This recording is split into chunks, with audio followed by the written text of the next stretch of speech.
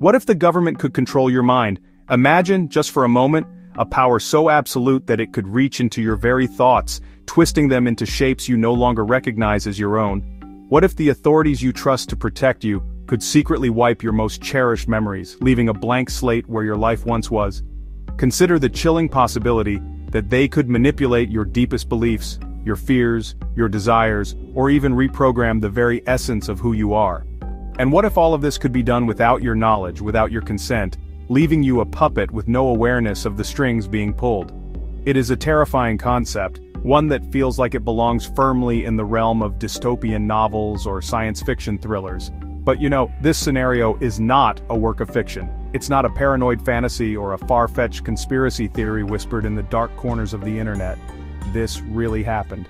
For more than 2 decades, the Central Intelligence Agency, one of the most powerful arms of the United States government, conducted a top-secret program of research into mind control.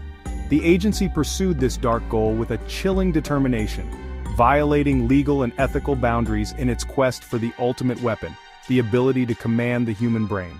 The project was vast, well-funded, and hidden from public view, operating in the shadows of the Cold War. The official name for this sprawling, illegal operation was Project MKUltra. It was a program born from fear and paranoia, driven by the belief that America's enemies had already unlocked the secrets of mind control and were prepared to use them against the West. Under this directive, the CIA launched a series of psychological experiments on American and Canadian citizens, most of whom had no idea they were being used as human guinea pigs. They were students, soldiers, prisoners, and patients in mental health facilities, ordinary people who were unwittingly drawn into an extraordinary and horrifying government plot. Their lives were forever altered by what was done to them in the name of national security. The methods employed were as brutal as they were varied. The agency's researchers used a terrifying cocktail of techniques, including powerful hallucinogenic drugs like LSD, hypnosis, and subliminal messaging. They subjected individuals to prolonged periods of isolation, sensory deprivation, and psychological torture, designed to break down their mental defenses. In some cases, they even resorted to electroshock therapy and other extreme medical procedures, all in a desperate attempt to discover a way to control human behavior. This is the unbelievable but true story of how the US government experimented on its own people, and how it nearly managed to bury the evidence forever, leaving its victims without answers or justice.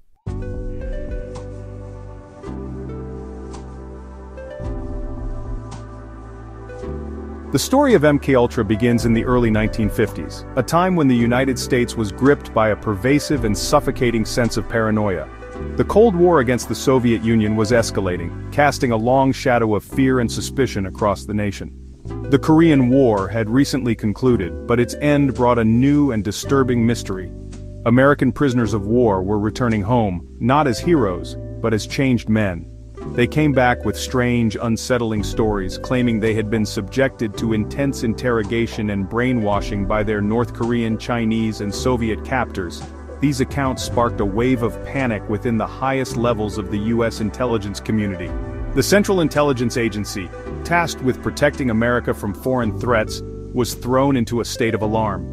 The idea that the Soviets or their allies had developed sophisticated techniques to control the human mind was a terrifying prospect. If America's enemies could turn captured soldiers against their own country, or extract state secrets from the minds of its agents, the balance of global power could be catastrophically upended. The CIA concluded that it could not afford to fall behind in this silent, psychological arms race. The United States had to catch up, and it had to do so quickly, no matter the cost or the methods required to achieve its goal. In response to this perceived threat, on April 13, 1953, CIA Director Allen Dulles officially approved a highly secretive and ambitious research program. It was to be run under the agency's Technical Services Division, an obscure branch responsible for developing spy gadgets, poisons, and other clandestine tools. The project was given a cryptic and innocuous-sounding code name to conceal its true purpose: MKUltra. The letters MK were a designation used by the Technical Services Division for its projects, but the program it signified would become one of the most notorious in the agency's dark history. Its existence would remain a closely guarded secret for decades. At the helm of this disturbing new project was a brilliant but sinister chemist named Dr. Sidney Gottlieb, Known within the agency by nicknames like the Black Sorcerer and the Gentle Torturer, Gottlieb was given an almost unlimited budget and a startling degree of autonomy. His official mission was deceptively simple, yet profoundly dark, to investigate the potential for controlling the human mind. In practice, this meant finding a way to systematically break down a person's consciousness, erase their identity, and then rebuild their personality with new programming dictated by the CIA. It was a quest to turn human beings into programmable assets, and Gottlieb pursued it with a terrifying zeal.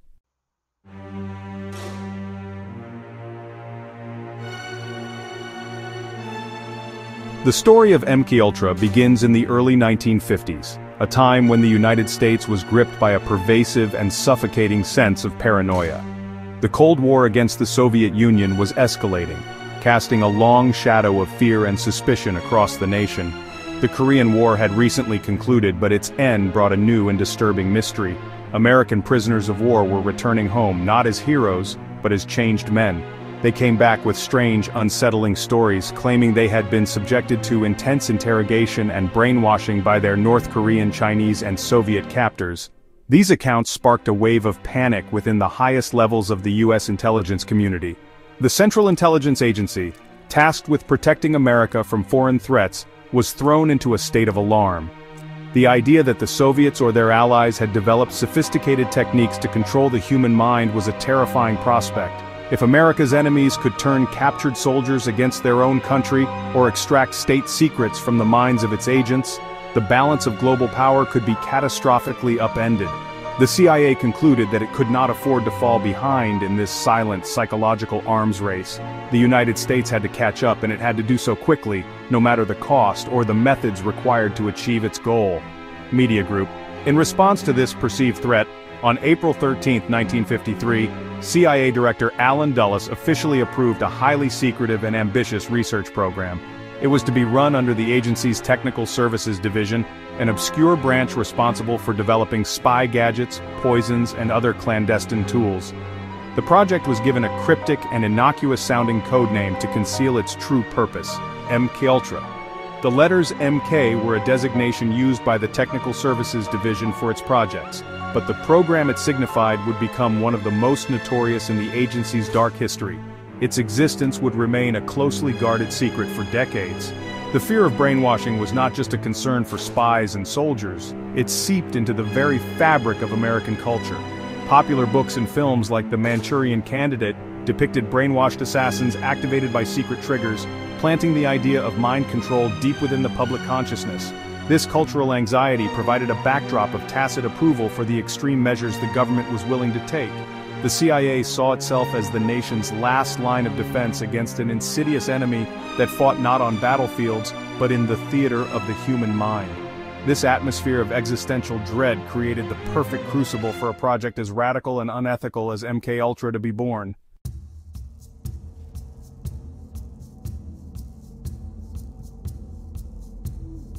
At the helm of this disturbing new project was a brilliant but sinister chemist named Dr. Sidney Gottlieb.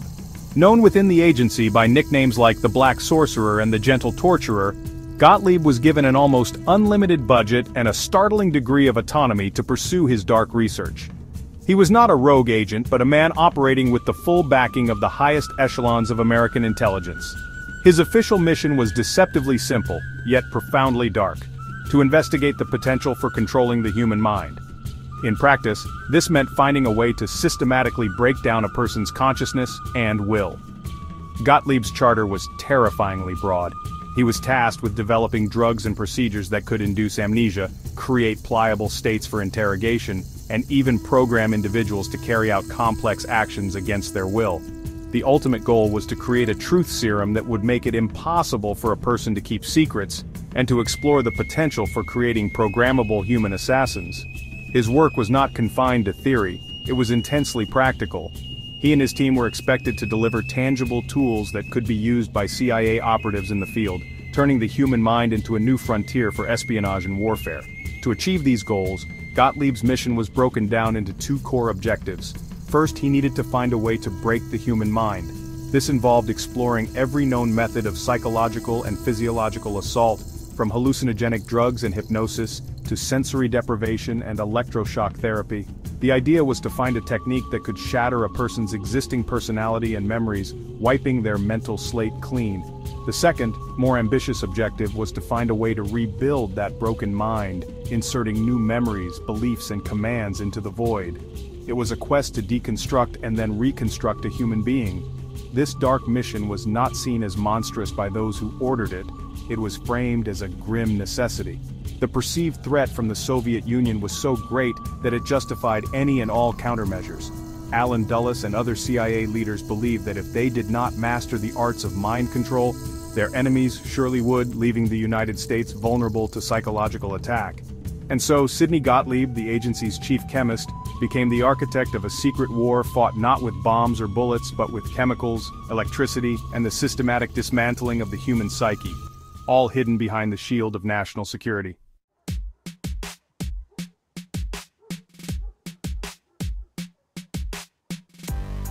With its mission defined and its leader in place, Project MKUltra began its search for the secrets of the mind. The program wasn't just a single, centralized operation. It was actually a sprawling network of more than 150 sub-projects. To conceal its true nature, the CIA funneled money through a web of front organizations, including these legitimate-sounding research foundations and private institutions. These fronts then awarded grants to more than 80 different institutions across the United States and Canada. The list of participants, well, it included prestigious universities, hospitals, mental asylums, and even prisons, none of which were officially aware that they were conducting research for the CIA. The experiments themselves were as varied as they were disturbing.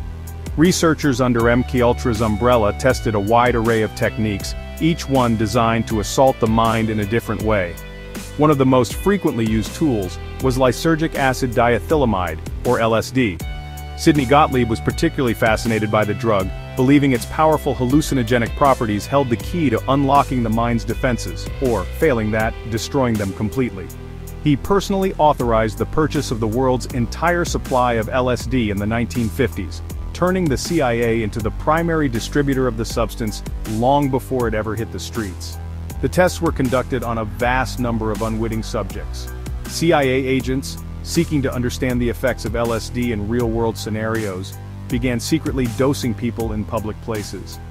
They slipped the drug into the drinks of patrons at bars, restaurants, and beaches, then covertly observed their reactions. In one of its most infamous sub-projects, codenamed Operation Midnight Climax, the agency set up fake brothels in San Francisco and New York. Unsuspecting men were lured to these safe houses, where they were drugged with LSD and observed by CIA agents from behind two-way mirrors, all in an effort to study the intersection of sex, drugs, and coercion.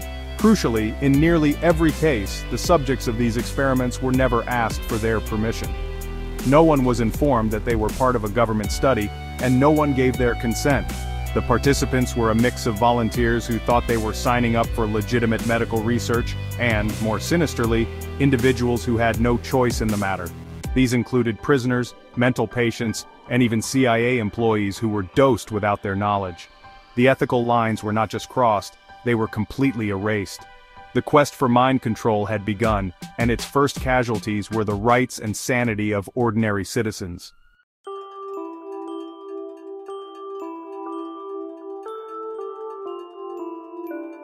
Project MKUltra's architects, led by Sidney Gottlieb, unleashed a wave of experiments, testing dozens of techniques to break the human will. They explored hypnosis, subliminal messaging, sensory deprivation, and brutal methods like drug-induced comas and electroconvulsive shocks, all with reckless disregard for their subjects. But one substance obsessed them most: LSD. Gottlieb believed LSD could unlock secrets or shatter a person's psyche, so the CIA bought the world's supply and began frantic, unethical experiments. The drug was given to CIA employees, soldiers, doctors, mental patients, and the public, often in unpredictable doses, not to heal, but to observe mental disintegration. The CIA's quest for mind control had found its chemical weapon, and they were ready to use it.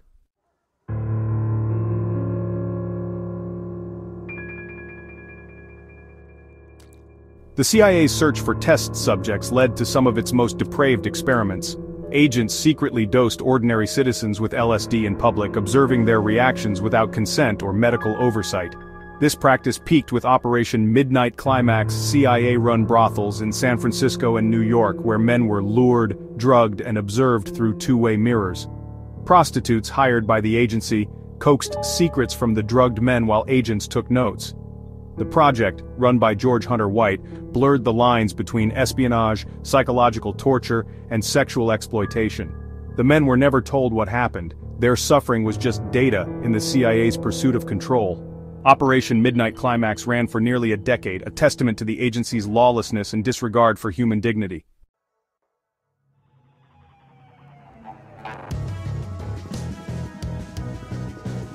MKUltra's reach extended into universities, hospitals, and research centers, using front organizations to fund experiments under the guise of legitimate research.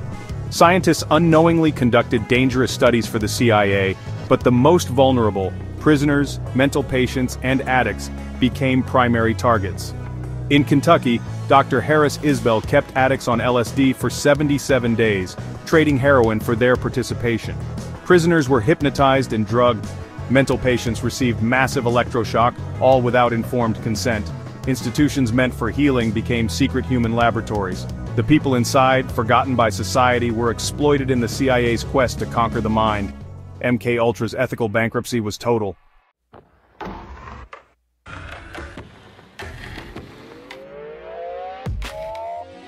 MKUltra's darkness reached its own ranks with the story of Frank Olson, an army bacteriologist and CIA insider. Olson worked on top-secret projects, including interrogation and assassination techniques. In 1953, at a research retreat, Gottlieb secretly dosed Olson and others with LSD.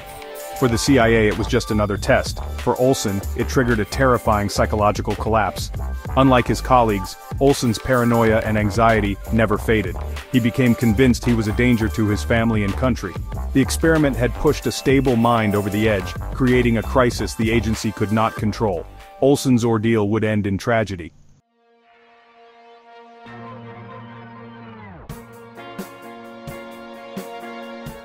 After the secret dosing, Olson's mental state unraveled. Consumed by guilt and paranoia, he confided in his wife but couldn't reveal the truth.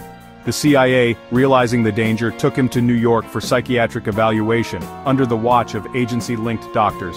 Olson, isolated and desperate, wanted to quit his job, making him a security risk. 9 days after being drugged, Olson plunged to his death from a hotel window. The CIA claimed suicide and the case was quickly closed. The truth was buried for decades.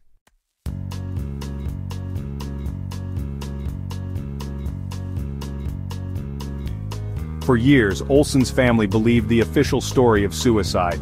In 1975, the Church Committee exposed MKUltra, revealing Olson had been dosed by the CIA. President Ford apologized and the family received a settlement, but Olson's son Eric was unconvinced. A second autopsy in 1994 found injuries suggesting Olson was struck before falling, fueling suspicions of murder. The family believed the CIA silenced Olson to protect its secrets. The case remains unresolved, a chilling reminder of the agency's willingness to eliminate threats. Frank Olson's story stands as a warning about unchecked power and the human cost of secrecy.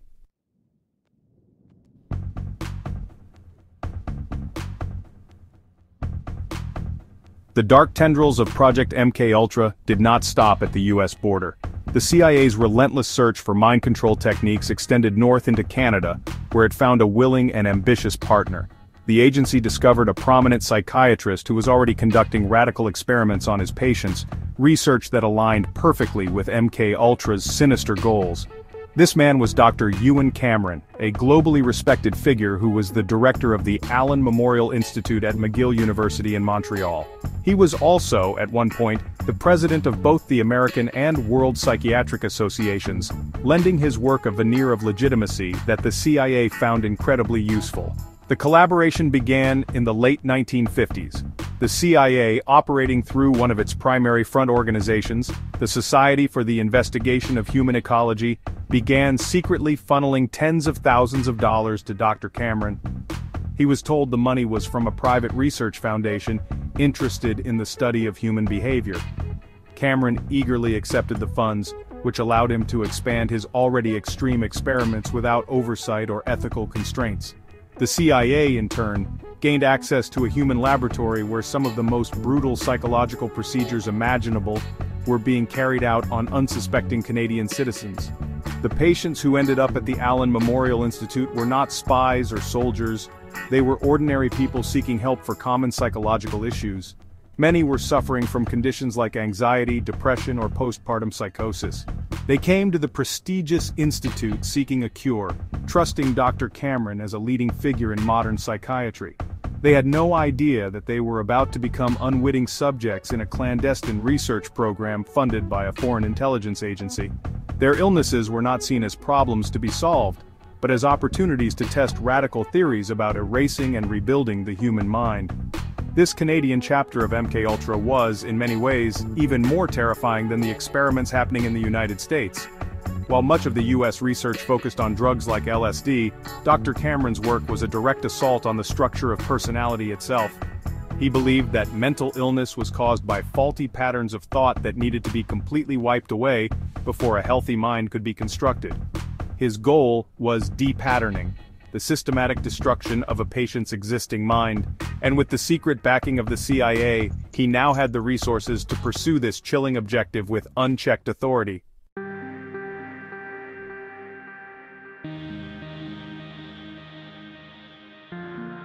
Dr. Ewan Cameron's signature theory was a process he called psychic driving. He theorized that he could correct a person's mental illness by first erasing their memories and personality, and then reprogramming their mind with new positive messages. The first step, which he called de-patterning, was incredibly brutal. To achieve this mental wipe, Cameron subjected his patients to a terrifying combination of treatments. He used massive doses of electroconvulsive therapy, administering shocks at 30 to 40 times the standard therapeutic intensity. He also put patients into drug-induced comas that could last for weeks, and sometimes even months on end. While his patients were in these helpless states, either unconscious from drugs or disoriented from electroshock, Cameron would begin the second phase, the psychic driving. He would place a helmet on their head containing small speakers, or simply put a speaker under their pillow. For hours, days, and sometimes weeks, a looped audio message would be played over and over again. These messages could be simple positive statements like, "You are a good mother," or they could be recordings of the patient's own voice, distorted and manipulated. The goal was to burn these new thoughts directly into the patient's brain, while their natural mental defenses were completely broken down. The entire process was a form of sophisticated psychological torture disguised as cutting-edge medical treatment. Patients were stripped of their ability to think, to remember, and even to recognize themselves. They were kept in sensory deprivation rooms, isolated from all human contact except for the disembodied voice whispering into their ears. The combination of intense electroshock, drug-induced sleep, and relentless audio repetition was designed to shatter the very core of a person's identity. Cameron was not just treating an illness, he was attempting to deconstruct and rebuild a human being from scratch according to his own designs. The CIA was fascinated by Cameron's work. His methods of de-patterning and psychic driving represented a potential non-drug-based method for breaking a person for interrogation or for implanting new ideas and commands. They saw his research not as therapy, but as a potential blueprint for a mind control weapon. The agency eagerly studied his reports, which detailed the psychological destruction of his patients. While Cameron may have genuinely believed he was helping people, his methods were so extreme that they perfectly served the CIA's dark purpose. He had become, knowingly or not, the architect of one of MKUltra's most horrific sub-projects.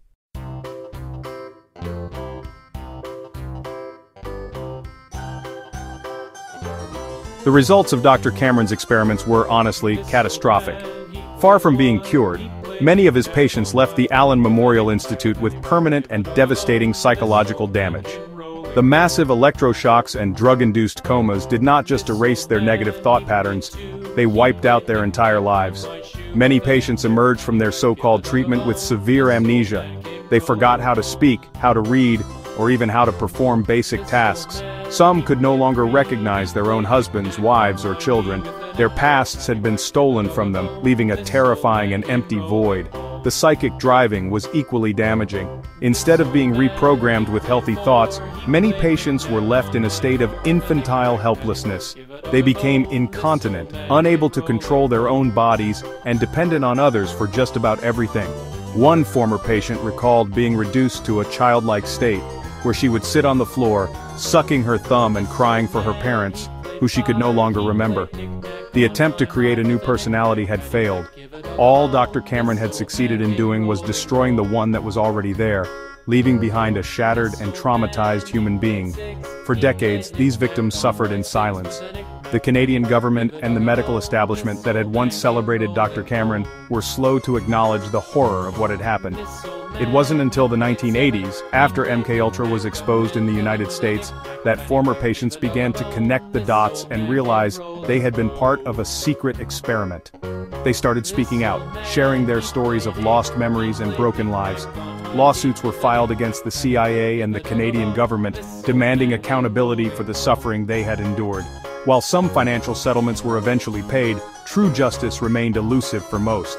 The CIA admitted to funding Cameron but denied responsibility for his methods, and many victims received nothing. The legacy of MKUltra in Canada is, without a doubt, a story of profound betrayal.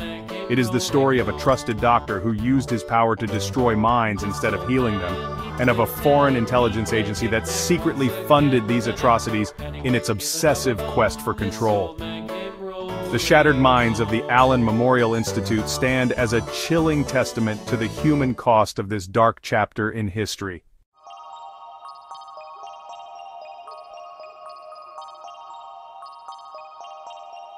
Project MKUltra was not a single, focused experiment, but, honestly, a sprawling and chaotic umbrella program for over 150 different sub-projects. Each one explored a different avenue in the grim pursuit of mind control, creating what can only be described as a terrifying toolkit of psychological and chemical weapons. The most famous of these was the agency's widespread testing of LSD. The drug was administered to subjects in a variety of settings, often in extreme doses that were given repeatedly for days or even weeks. The goal was not therapeutic insight, but a complete shattering of mental resistance, hoping to find a state where a person's will could be easily broken and their secrets extracted without a fight. Beyond drugs, the program delved deep into the esoteric and disturbing world of hypnosis. CIA-funded researchers conducted countless experiments to determine if subjects could be put into a deep trance and then commanded to perform complex actions, even acts that violated their deepest moral codes. They were particularly interested in creating post-hypnotic suggestions, where a subject could be given a trigger word or phrase that would cause them to carry out a pre-programmed instruction days or weeks later, with no memory of why they were doing it. It was a direct attempt to see if a human being could be turned into a programmable, remote-controlled asset for the agency. Another cornerstone of MKUltra's methodology was sensory deprivation. In these brutal experiments, subjects were locked away in specially designed tanks or sealed rooms, completely cut off from all light, sound, and human contact. The psychological effects were profound and immediate. Without external stimuli to ground them, many individuals experienced intense hallucinations, paranoia, and a complete breakdown of their sense of self, sometimes within just a few hours. The CIA documented these mental collapses with cold, scientific detachment, viewing them as a potential method for rapidly inducing a state of disorientation and compliance in a captive before an interrogation began. The program also combined different methods to create even more potent techniques. In some experiments, subjects were given paralytic drugs to render them completely immobile, unable to move or speak, but still fully conscious. Then they were injected with powerful amphetamines to heighten their sense of anxiety and alertness. While trapped in this state of chemically induced terror, they were subjected to intense questioning. These horrific sessions were designed to test how memory, resistance, and the will to live functioned under the most extreme forms of physical and psychological stress, all in the name of finding a new weapon for the Cold War.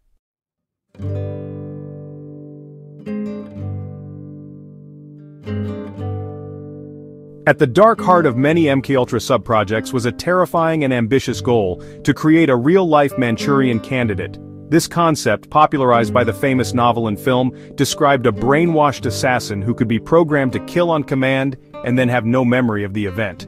To the CIA, this was not science fiction. It was a strategic objective. The agency dedicated significant resources to exploring whether it was possible to use a combination of hypnosis, drugs, and psychological conditioning to create a human weapon. They wanted to know if they could turn an ordinary person into an unwitting assassin for the state. The experiments designed to test this theory were some of the most secretive and dangerous within the entire MKUltra portfolio.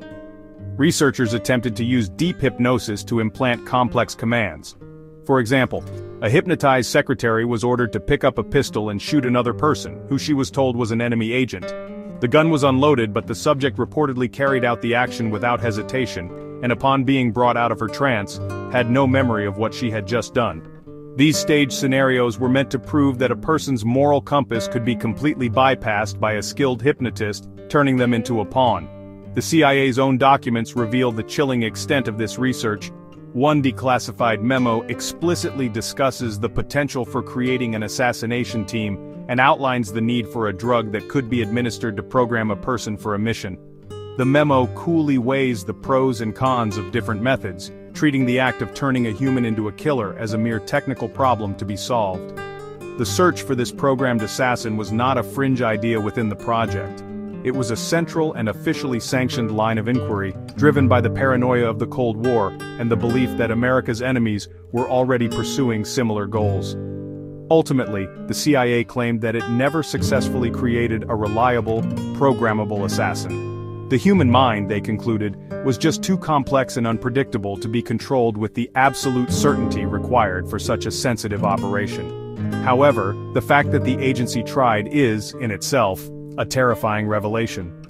For years, the United States government actively pursued the technology to turn its own citizens into political assassins, violating every conceivable ethical and legal boundary along the way. Whether they succeeded or not, the Manchurian Candidate theory remains one of the darkest and most disturbing ambitions of the entire MKUltra project.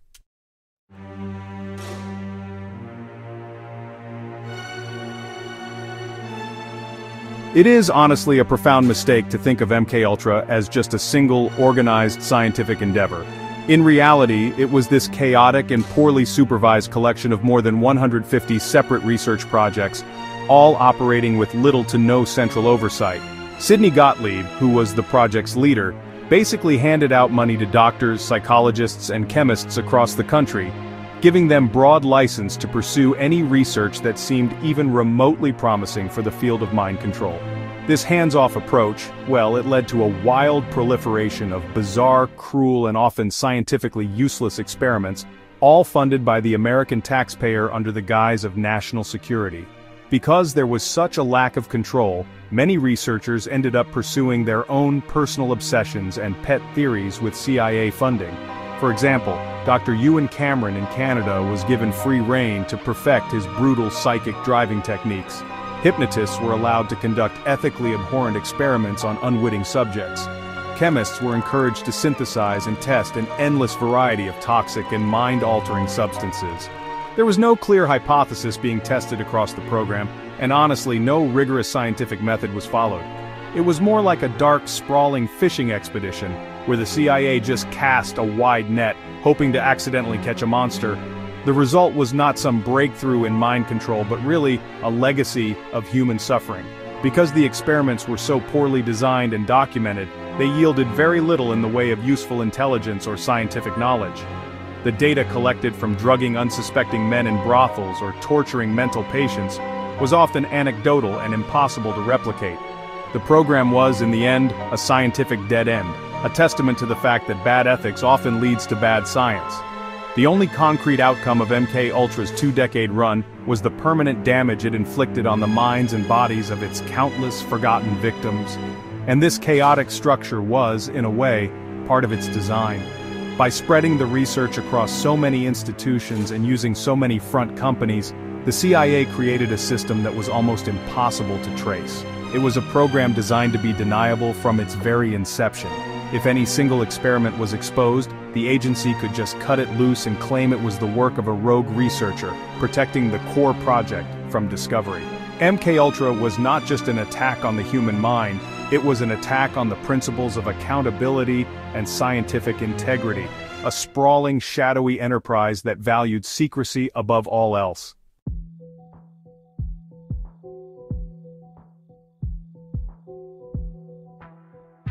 For 2 decades, Project MKUltra operated in the deepest shadows of the US government, its brutal methods and unethical experiments a closely guarded secret.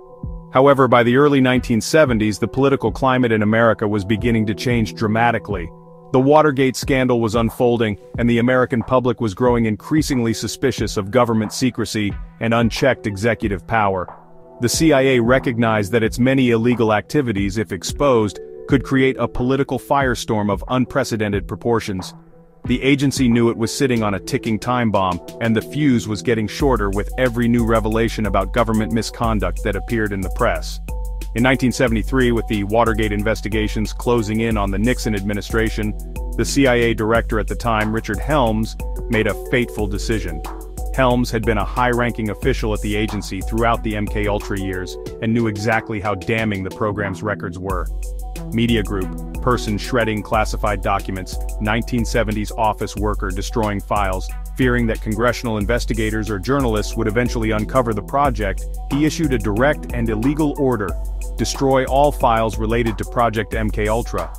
It was a desperate attempt to erase a dark chapter of history from the official record, to ensure that the stories of torture, non-consensual drugging and psychological abuse would be buried forever.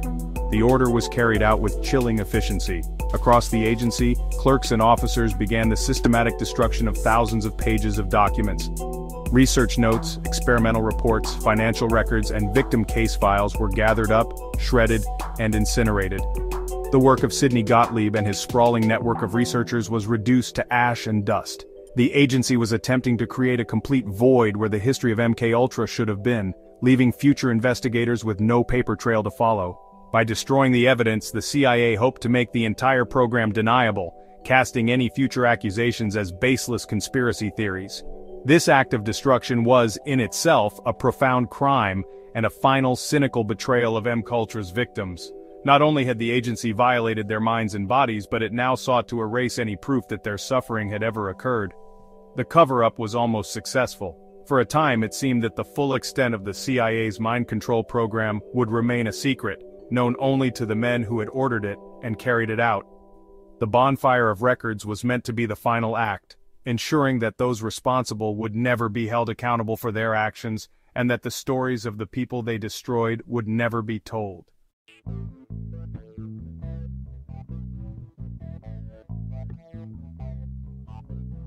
The CIA's attempt to completely erase MKUltra from history almost worked, but it failed due to a simple bureaucratic oversight.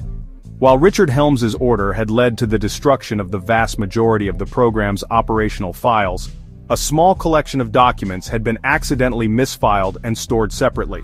In 1974, a team of investigative journalists, led by Seymour Hersh of the New York Times, published a bombshell story detailing illegal domestic spying operations by the CIA. This report created a massive public outcry and prompted the U.S. Congress to launch a full-scale investigation into the intelligence community's activities. The dam of secrecy was beginning to crack. In response to the growing scandal, Congress established a special committee to investigate abuses by the CIA, FBI, and other intelligence agencies.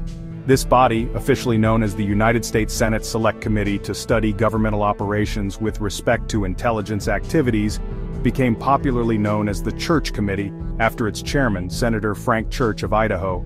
As the committee began its work, its investigators stumbled upon the misfiled MKUltra documents.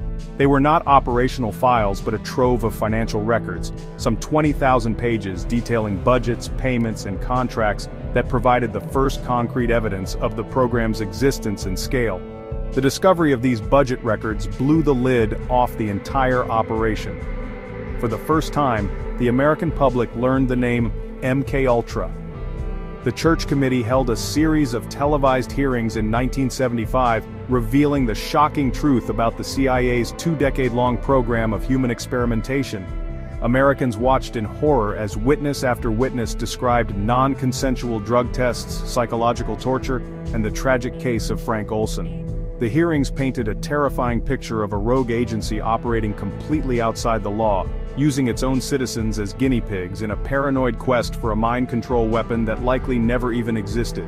Despite these stunning revelations, true justice remained elusive.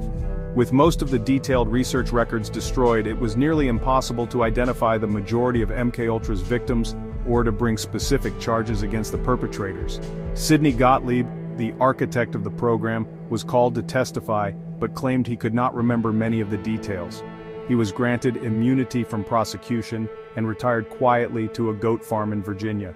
Most of the other officials involved escaped any real consequences. While the exposure of MKUltra was a victory for transparency, it was a hollow one for the countless victims who never received compensation, an apology, or even the simple acknowledgement of what had been done to them.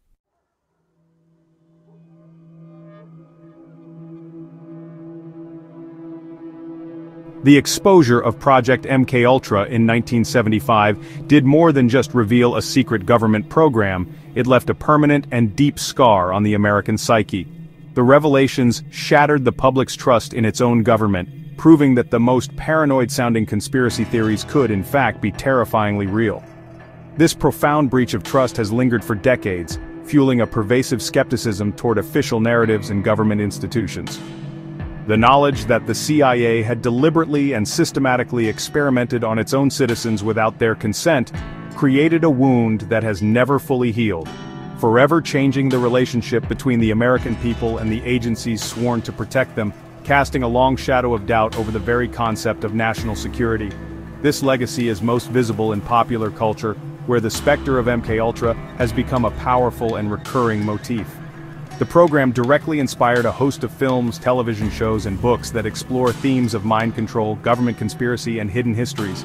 Classic thrillers like The Manchurian Candidate and the surreal horror of Jacob's Ladder drew their chilling plausibility from the real-life experiments. More recently, blockbuster shows like Stranger Things, with its depiction of a secret lab experimenting on a gifted child, and the paranoid universe of The X-Files owe a direct creative debt to the dark truths uncovered by the Church Committee, embedding the program's legacy deep within our collective imagination. Beyond its cultural footprint, MKUltra left an indelible stain on the fields of science and medicine. The program represented a grotesque perversion of the scientific method, twisting the pursuit of knowledge into a tool for abuse and coercion. The involvement of respected doctors and universities in these horrific experiments led to a widespread public backlash and the implementation of much stricter ethical guidelines for human research, including the reinforcement of the principle of informed consent. However, the memory of MKUltra serves as a permanent and chilling reminder of how easily scientific authority can be corrupted, and how quickly the healing arts can be weaponized when accountability and ethics are abandoned. The program also gave birth to a universe of conspiracy theories, some grounded in the declassified facts, and others spiraling into pure speculation. Because the CIA destroyed most of the records, a definitive history of the project is impossible to write, leaving a vacuum that has been filled with endless questions and dark possibilities. Did the program truly end in 1973, or did it simply continue under a new, more secretive name? Some researchers and activists argue that MKUltra's techniques evolved, finding new life in modern surveillance programs, the harvesting of digital data, and the sophisticated manipulation of public opinion through social media, continuing its work in a new technological guise.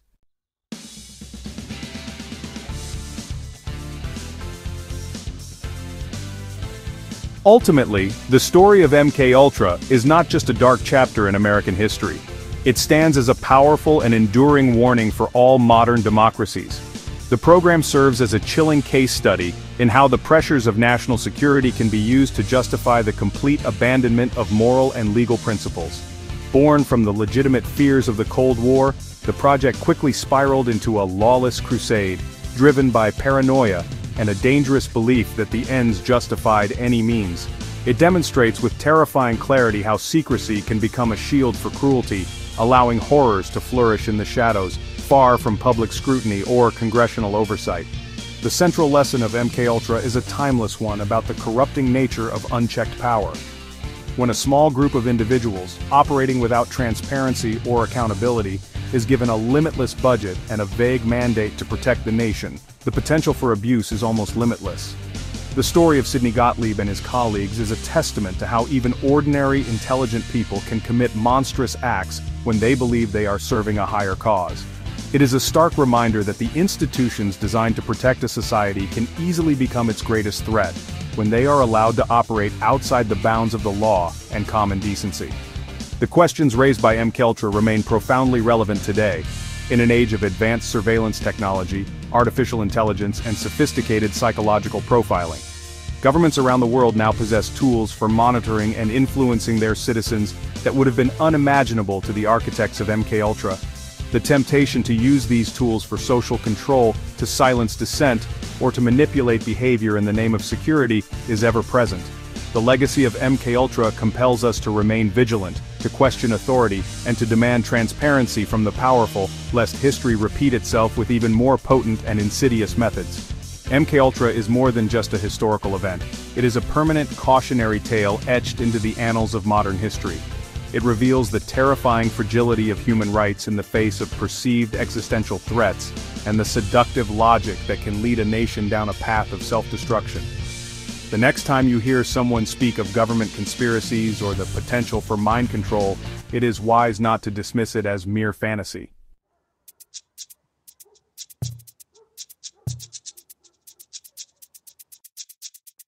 Project MKUltra does not belong to the dusty archives of the past. It is a living warning, a chilling echo that reverberates through the corridors of modern power. It is far more than just a dark chapter in history or a collection of disturbing anecdotes about a spy agency gone rogue. The story of MKUltra is a profound and unsettling lesson about the very nature of power, secrecy, and human fallibility. It demonstrates with horrifying clarity how easily the noble pursuit of science can be twisted into a weapon of immense cruelty, and how the shield of national security can be used to justify acts that defy every standard of human decency. The program stands as an eternal monument to the horrors that can be unleashed when fear is allowed to dictate policy without question. The narrative of MKUltra reveals a fundamental truth. Absolute secrecy breeds absolute corruption. For over 2 decades, the CIA operated with a terrifying degree of autonomy, its actions hidden from the American people, from Congress, and even from other parts of the government. This veil of secrecy allowed a culture of impunity to fester, where ethical considerations were dismissed as obstacles and human beings were reduced to mere variables in a monstrous equation. The men who orchestrated these experiments, men like Sidney Gottlieb, were not necessarily evil in their own minds.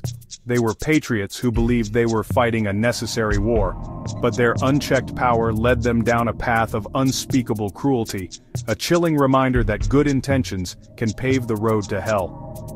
The legacy of this program is a deep and abiding wound on the trust between a government and its people. It proved that the most frightening conspiracies are not always fictions whispered in the dark, but can be fully funded, state-sanctioned realities. The ghosts of MKUltra haunt our contemporary world, fueling a healthy and necessary skepticism of official narratives and demanding a higher standard of transparency from those in power. Every time a new surveillance program is unveiled, or a new technology for monitoring human behavior is developed, the shadow of MKUltra looms large, compelling us to ask the hard questions about where the line between security and control truly lies, and who gets to draw it. So when you hear whispers of government mind control or secret experiments, it is crucial not to dismiss them out of hand as the ramblings of the paranoid. We must remember that once upon a time, it was not a theory, it was a documented fact. It was a program that destroyed lives, shattered families, and violated the fundamental rights of countless individuals in the name of a hidden war. The story of MKUltra is not over. It is a perpetual warning that must be heeded by every generation, a reminder that the price of liberty is eternal vigilance against the darkness that can gather within the heart of power itself.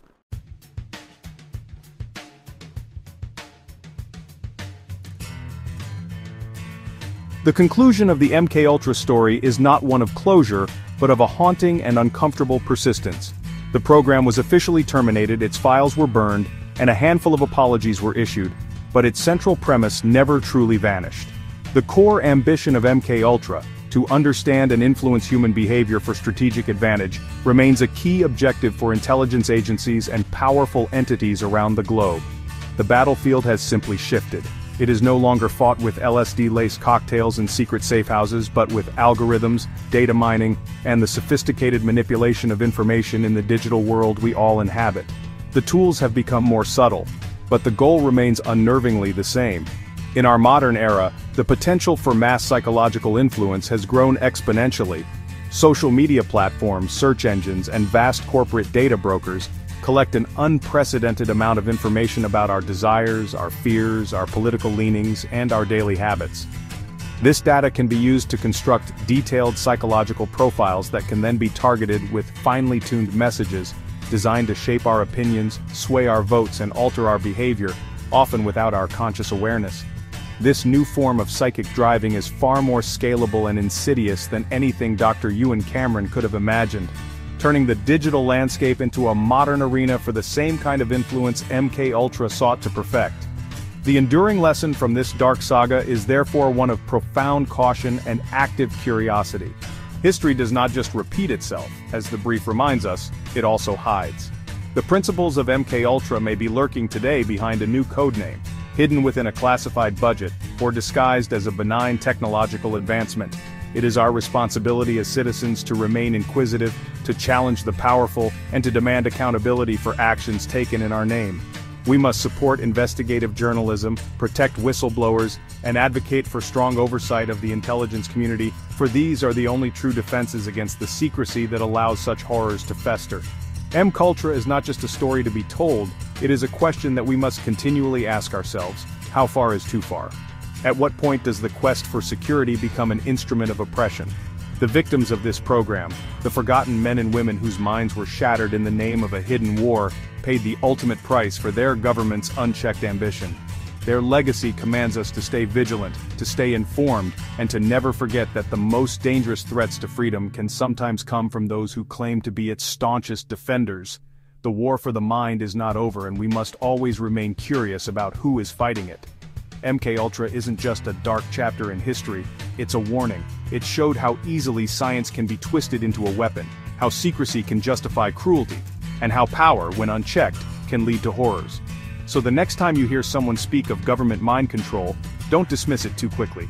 Because once upon a time, it wasn't just a theory, it was. If you found this video revealing, subscribe for more deep dives into the most disturbing, mysterious, and unbelievable events in modern history. History doesn't just repeat, it hides. Stay curious.